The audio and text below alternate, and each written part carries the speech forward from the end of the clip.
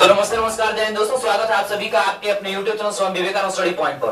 तो ऑफलाइन के साथ साथ ऑनलाइन वाले भी स्टूडेंट ध्यान देंगे। जो हमारे पास डेटा है वो लेसन 2 का है, जिसमें हमने फिजिक्स का उठाया हुआ डेटा प्रकाश का अपवर्तन देखना है।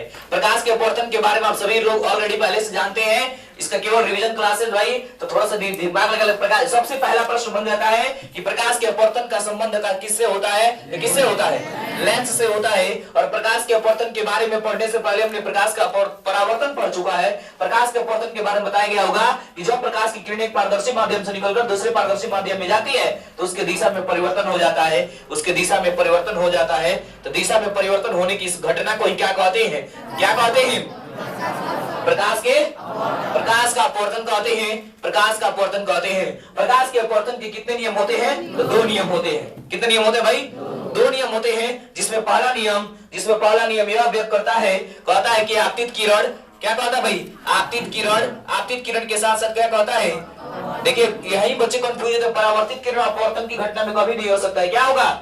अपवर्तित किरण, आपतित किरण, अपवर्तित किरण और आपतन बिंदु पर खींचा गया अभिलंब, तीनों क्या होते हैं? एक ही समतल में स्थित होते हैं। एक ही समतल में स्थित होते हैं। जबकि अगर हम बात करें दूसरे नियम की, प्रकाश के अपवर्तन का जो दूसरा नियम होता है वो कहता है कि किसी 2 माध्यमों के लिए, माध्यम आपकी विशेषता आपके सिलेबस पाठ्यक्रम के अनुसार 3 ही है, AWG, A4 air, W4 water, G4 glass, यानी कि हवा, पानी, कांच, 3 ही माध्यम है। तो आप कई स्टूडेंट बता सकते हैं कि वायु में यानी कि निर्वात में या शून्य में प्रकाश की चाल कितनी होती है? कितना होता है बताइए? वेरी गुड, 3 लाख किलोमीटर प्रति सेकंड। जल में प्रकाश की चाल कितनी होती है? 2,25,000 किलोमीटर। और केवल कांच में कह देता हूं, अगर मान के चले कि यदि कांच और जल दोनों को उठाए तो बताइए माध्यम विरल कौन और माध्यम, कोई बताएंगे कि माध्यम सघन कब होता है और माध्यम विरल कब होता है? बताइए जरा। जब माध्यम अधिक रहता है तो विरल होता है, जब माध्यम कम रहता है तो सघन होता है। आप बताइए रंजीत पीछे। जब माध्यम में प्रकाश की चाल अधिक होती है तो वो विरल होता है, जब माध्यम में प्रकाश की चाल कम होती है तो। वेरी गुड, प्रकाश की चाल पे डिपेंड करता है। बढ़ जाइए, प्रकाश की चाल जब अधिक तो माध्यम विरल, और प्रकाश की चाल जब कम तो माध्यम क्या होगा? सघन। ध्यान रखेंगे इस बात को।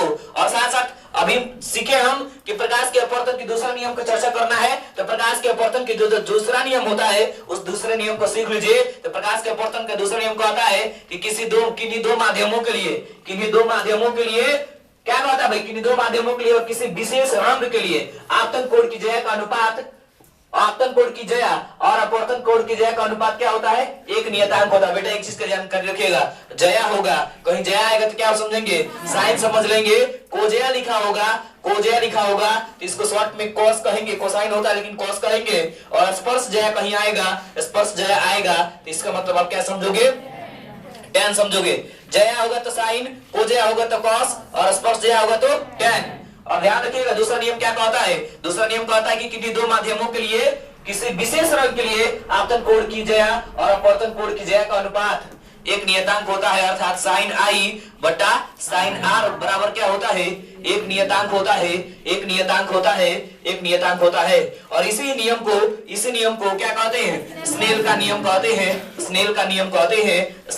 कहते हैं। साथ साथ एक चीज की डेटा और होना चाहिए कि N1 sin I is equal to होता है N2 sin R। इसे कहते हैं क्या? इसे स्नेल के नियम का कौन सा रूप कहते हैं? सममित रूप के नाम से जानते हैं। कोई तकलीफ है किसी बच्चे को? अभी एनी प्रॉब्लम, कोई दिक्कत, कोई डाउट है? किसी को तकलीफ तो पूछ लीजिए भाई। चलिए, नई दिक्कत है तो थैंक यू सो मच। जय।